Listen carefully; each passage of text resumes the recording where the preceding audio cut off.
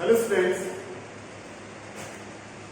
आज हम लोग एक नए चैप्टर के साथ शुरुआत करते हैं और ये चैप्टर है हमारा इकोनॉमिक्स का। इकोनॉमिक्स में फर्स्ट चैप्टर हम लोग डिस्कस कर ही चुके हैं, डेवलपमेंट। नेक्स्ट चैप्टर जो है उसका नाम है सेक्टर्स ऑफ इंडियन इकोनॉमी। बहुत ही ज़्यादा इजी सा चैप्टर है, इसको कुछ ज़्यादा समझना या फिर ज़्यादा दिमाग लगाने की जरूरत नहीं है। आप ये चीज़ जो है पहले भी पढ़ चुके हैं क्लास 8 तक, बस थोड़ा सा और डीपली कर दिया। अदरवाइज चैप्टर में ज़्यादा कुछ इंपॉर्टेंट तो है नहीं करने के लिए। ठीक है, तो उसका मैंने डायग्राम बना दिया है कि इंडियन इकोनॉमी में अगर इंडिया की जो इकोनॉमी है, अर्थव्यवस्था है, अगर वो ज़्यादा अच्छी चले, इसके लिए जो हमारे पॉलिसी मेकर है उन्होंने इंडियन इकोनॉमिक्स को डिवाइड कर दिया है डिफरेंट सेक्टर्स में, primary, secondary and then tertiary sectors. तो इन एक्टिविटीज के थ्रू कैसे इंडियन इकोनॉमी को सपोर्ट मिलता है, कैसे इंडियन इकोनॉमी जो है वो वर्ल्ड में आगे बढ़ सकती है, वो कहीं ना कहीं इन्हीं सेक्टर्स के थ्रू आगे चलती है और इन्हीं के सेक्टर्स के बेस पे जीडीपी निकलती है। तो बात करते हैं हमारे नेचर ऑफ एक्टिविटी की, कैसे कैसे जो इंडियन इकोनॉमी में एक्टिविटी होती है।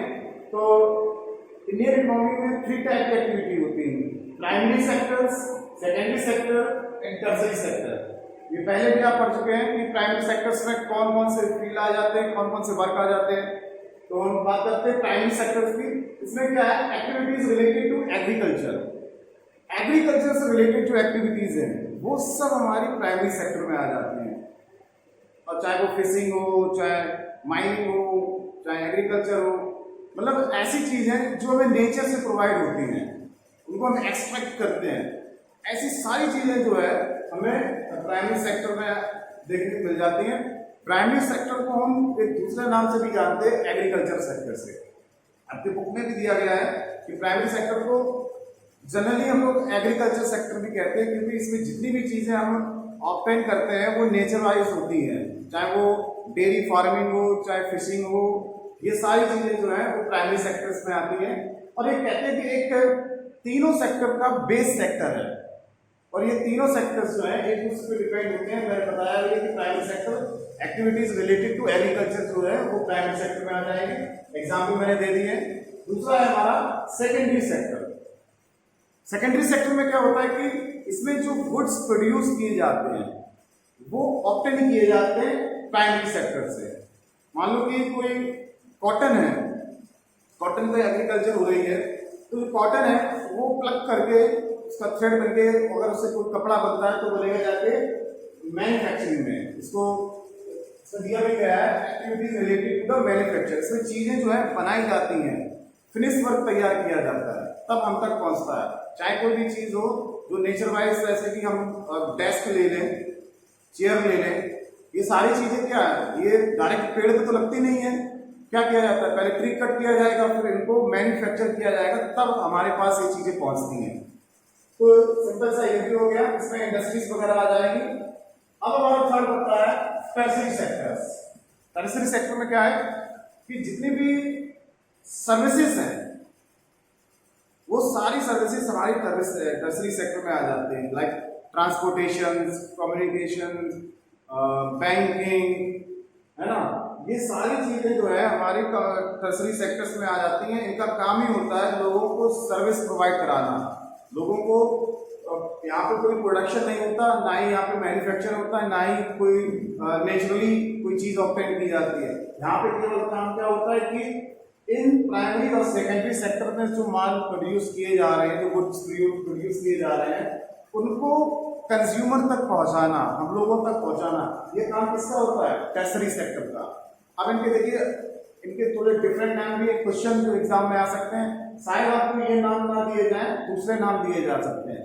जैसे प्राइमरी सेक्टर को उन्होंने कह दिया एग्रीकल्चर सेक्टर के बारे में बताइए, सेकेंडरी सेक्टर से कह दिया कि मैन्युफैक्चरिंग सेक्टर के बारे में बताइए, टर्शरी सेक्टर को बोल दिया सर्विस सेक्टर के बारे में बताइए। तो इनके ये, क्योंकि इनकी ये खासियत है तो इनके ये नाम भी है। हम ये भी कह सकते हैं सर्विस सेक्टर, टर्शरी सेक्टर को वर्ड यूज नहीं कह सकते।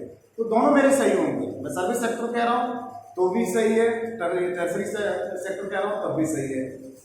सर्विस सेकेंडरी सेक्टर में मैं कह सकता हूँ मैन्युफैक्चरिंग सेक्टर, है ना। प्राइमरी में कह सकता हूँ एग्रीकल्चरल सेक्टर। तो एक इजी सा टॉपिक था, इसमें मुझे नहीं लगता कि कुछ ऐसी चीजें होंगी जो समझ में नहीं आ रही होंगी।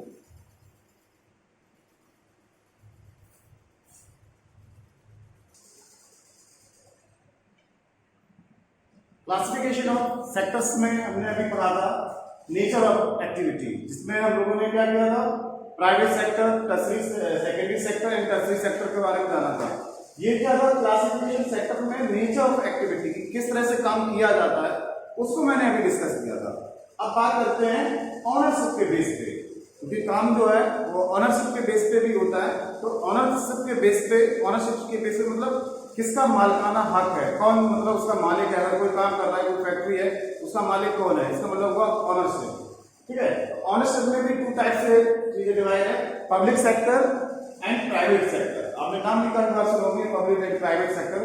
तो पब्लिक सेक्टर वो सेक्टर्स होते हैं जिनको कंट्रोल जो है गवर्नमेंट करती है। मतलब कोई ऐसी फैक्ट्री, कोई ऐसे काम जो सोशली वेलफेयर के लिए हो, जनता के लिए हो, पब्लिक के लिए हो, वो चीजें जो है कंट्रोल कर रही हो गवर्नमेंट, सरकार हमारी कर रही हो, ऐसे सेक्टर बोले जाते हैं public sector. Like railway, post office, police, army, ये सब क्या है, ये इनका काम क्या है, पब्लिक के लिए मतलब सर्विस प्रोवाइड कराना। और इनको इनके ऑनरशिप किसके ऑनरशिप में आते हैं, गवर्नमेंट के ऑनरशिप में आते हैं। तो ये सब पब्लिक सेक्टर में आएंगे। ठीक है, पब्लिक सेक्टर का मतलब यही है कि इनके जो मालिक होते हैं इन सेक्टर्स के, वो गवर्नमेंट होती है।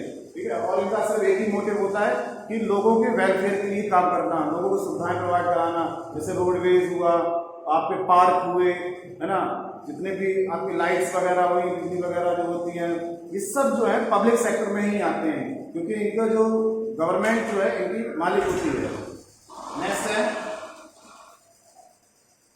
Private sector. प्राइवेट सेक्टर में ऐसे सेक्टर्स आते हैं जिनके जो मालिक होते हैं वो इंडिविजुअल्स खुद के होते हैं। मतलब मेरी जैसे कोई फैक्ट्री है, फैक्ट्री में मैं जो भी प्रोडक्शन कर रहा हूँ, वो प्रोडक्शन जो है मैं जनता को बेच रहा हूँ, लेकिन उसका जो पूरा प्रॉफिट है वो मेरा होगा, मैं गवर्नमेंट को नहीं दे रहा। मेरी कंपनी है, मैंने कोई प्रोडक्शन किया, मैंने जनता को बेचा, तो मेरा क्या है, मेरा प्रॉफिट होगा। तो वही है, प्राइवेट सेक्टर में क्या होते हैं, ये कंट्रोल किए जाते हैं प्राइवेट इंडिविजुअल्स के द्वारा। इनका मोटिव क्या होता है, प्रॉफिट मेकिंग, इन्हें पीपल्स वेलफेयर के लिए कोई मतलब नहीं, इनका काम ही क्या है, केवल इन्हें पैसा कमाना है। तो ऐसे में टिस्को, बजाज, जितनी भी हमारी इंडस्ट्रीज आती हैं, जैसे टाटा स्टील कंपनी जो हुई, बजाज कंपनी जो हुई, ये सब जो है प्राइवेट सेक्टर में आते हैं। तो बस इतना ही इसमें कि पब्लिक सेक्टर और प्राइवेट सेक्टर नाम से ही सजेस्ट हो रहा है कि पब्लिक में क्या हो गया, गवर्नमेंट ओन कंपनी आ जाएगी, और प्राइवेट में क्या होगा, इंडिविजुअल्स कंपनी आ जाएगी, मेरी खुद की फैक्ट्री है, मुझे पैसा कमाना है, बस इतना इजी बता। अब इसका नेक्स्ट जो है देखते हैं,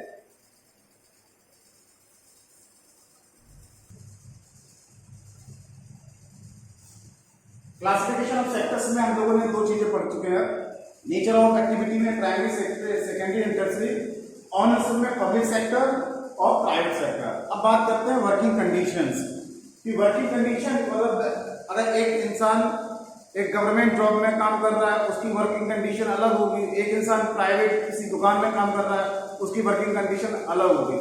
तो इसके बेस को लेकर भी काम डिवाइडेड है, कैसे, organise sector and unorganise sector. Working condition को लेकर 2 सेक्टर डिवाइड है, ऑर्गेनाइज सेक्टर, दूसरे हैं अनऑर्गेनाइज सेक्टर। अब देखो ऑर्गेनाइज सेक्टर में क्या होता है कि इसमें जो इंसान काम कर रहा होगा, जो व्यक्ति काम कर रहा होगा, उसकी रेगुलर एम्प्लॉयमेंट होगी, मतलब उसे बीच से काम में निकाला नहीं जा सकता, उसकी परमानेंट जॉब है। अगर कोई उसने गलत काम नहीं किया तो बेटर वेजेस, सैलरी जो है अच्छी मिलती है, गुड वर्किंग कंडीशन, बता रहे हैं लोड नहीं दिया जाता फालतू का, जितना काम इंसान कर सकता है उतना उसको दिया जाता है। जॉब सिक्योरिटी, जॉब सिक्योरिटी होती है कि हाँ जिसको अगर एज एम्प्लॉयमेंट इस कंपनी में रखा गया है तो उसको ये चीज सिक्योर है कि उसको बीच में टाइम में निकाला नहीं जाएगा। और इसके बाद fix working hour, time fix होता है कि हाँ आपको 10 बजे आना है और 5 बजे छुट्टी हो जाएगी, वर्किंग आवर जो है फिक्स होते हैं। नेक्स्ट है पेड हॉलीडेज, अगर वो व्यक्ति बीमार पड़ जाए या फिर कहीं से घर से बाहर जाना पड़े, अगर वो काम पे नहीं आ पा रहा है तो उसको उसके पैसा नहीं काटा जाएगा, उसको पेड किया जाएगा उस दिन का, मतलब छुट्टी के पैसे नहीं काटे जाएंगे। जस्ट अपोजिट अनऑर्गेनाइज सेक्टर में क्या होता है, जस्ट अपोजिट इससे होता है, इसमें रेगुलर एम्प्लॉयमेंट होती है, इसमें इरेगुलर एम्प्लॉयमेंट होती है। मतलब एज ए मैं किसी दुकान में काम कर रहा हूँ, किसी प्राइवेट कंपनी में काम कर रहा हूँ, तो मुझे आज रखा है कल निकाल सकते हैं, कोई भरोसा नहीं है। कोई भी मतलब रीजन भी नहीं दे सकते कि मैं कह दिया कि नहीं भैया हमारे पास काम नहीं है, आप जाइए यहाँ से। तो इर्रेगुलर एम्प्लॉयमेंट होती है, लेस वेजेस, सैलरी नहीं अच्छी मिलती, काम ज्यादा कराते हैं, पैसा कम देते हैं, टाइम पे नहीं मिलेगा और काम भी बहुत ज्यादा होता है। पुअर वर्किंग कंडीशन, काम कर रहे हैं तो इतना ज्यादा काम करा रहे हैं कि मतलब वो आदमी बिल्कुल परेशान हो जाता है, इतना ज्यादा प्रेशर मेंटली और फिजिकली रहता है कि बहुत ज्यादा कंडीशन खराब रहती है एक इंसान जो अनऑर्गेनाइज सेक्टर में वर्क कर रहा है। नो जॉब सिक्योरिटी, कोई भरोसा नहीं है कब काम से बाहर निकाल दिया जाए, कोई भी बिना रीजन के भी निकाल सकते हैं, या फिर कोई रीजन देंगे जो कि बिल्कुल फालतू लगेगा आपको, लेकिन उनके लिए वो उन्हें तो काम से निकालना है। उसके बाद लॉन्ग वर्किंग आवर, जहाँ ऑर्गेनाइज सेक्टर में फिक्स वर्किंग आवर होते थे, यहाँ पे काम कराएगा दुकान वाले का, अगर कोई लड़का काम कर रहा है तो सुबह 8 बजे आ रहा है और रात के 10 बजे जा रहा है, तो वर्किंग आवर फिक्स नहीं होते हैं। नो पेड लीव, अगर किसी ने छुट्टी ले ली, कोई बीमार पड़ गया, तो अगर वो नहीं आ पाया किसी रीजन से तो उसका पैसा कटेगा, उस दिन की एक दिन की सैलरी का पैसा कटेगा, एक दिन या फिर जितने दिन नहीं आएगा। तो बहुत ही ईजी सा था organise sector and unorganise sector. Simple से कह सकते हैं कि जो गवर्नमेंट जॉब होते हैं वो ऑर्गेनाइज सेक्टर, जो प्राइवेट जॉब होते हैं वो अनऑर्गेनाइज सेक्टर। अब आप लोग इतने समझदार तो खुद ही होंगे कि गवर्नमेंट जॉब में कितनी सारी सुविधाएं मिलती हैं और एक प्राइवेट जॉब में कितनी कम सुविधाएं मिलती हैं, काम ज्यादा होता है। अगर बात करें काम की तो मेरे ख्याल से काम तो ये लोग ज्यादा करते हैं, वर्किंग आवर जो है ये ज्यादा देते हैं ना कि ये, लेकिन बस वही है ये गवर्नमेंट के थ्रू रिकॉग्नाइज्ड जॉब है, ये गवर्नमेंट के थ्रू रिकॉग्नाइज्ड जॉब नहीं है। तो बस यही था क्लासिफिकेशन ऑफ सेक्टर्स, इतना इजी था, चार्ट बना के मैंने पढ़ा दिया है, लाइन टू लाइन की जरूरत ही नहीं है। अगर आप लाइन टू लाइन पढ़ना भी चाहते हैं तो एक बार घर पे कोशिश करिए, सारा कुछ यही निकल के आएगा, एक बेस होगा। जहां पे लाइन टू लाइन की जरूरत होगी मैं लाइन टू लाइन भी पढ़ाऊंगा।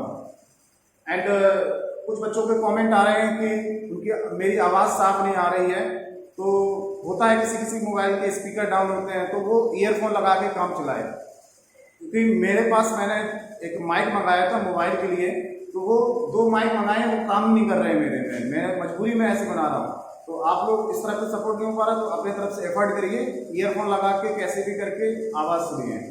आज के लिए इतना ही, कल मिलते हैं नेक्स्ट टॉपिक के साथ। Thank you.